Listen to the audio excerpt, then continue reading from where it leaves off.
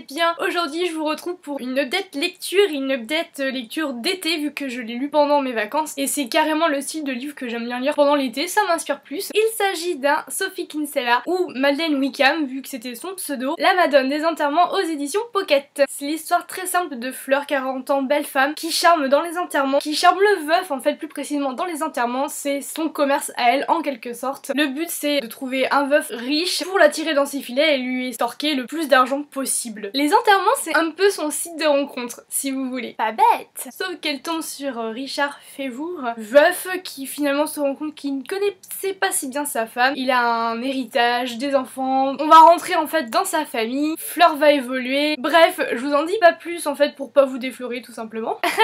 C'est rigolo, la protagoniste elle s'appelle Fleur, déflorée.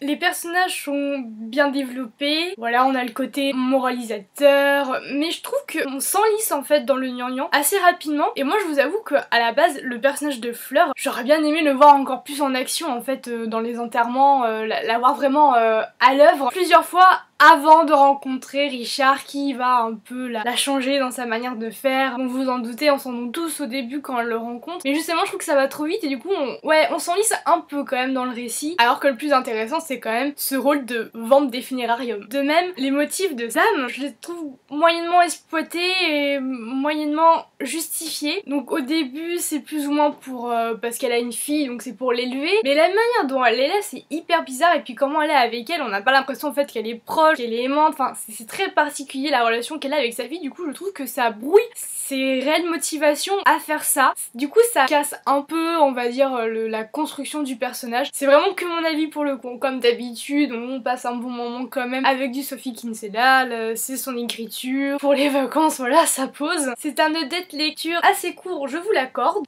Bon il est vrai que j'ai pas non plus grand chose à rajouter en fait sur ce livre ou cette histoire qui est assez courte, qui se lit bon pour ma part en une journée, mais grosso modo c'est pas une lecture qui va plus que ça me marquer. Ça s'y prêtait super bien pour les vacances mais voilà je n'en dirai pas plus parce qu'il n'y a pas eu de plus entre guillemets. Sur ce je vous souhaite de très bonnes lectures et surtout je vous fais de très gros bisous et à bientôt.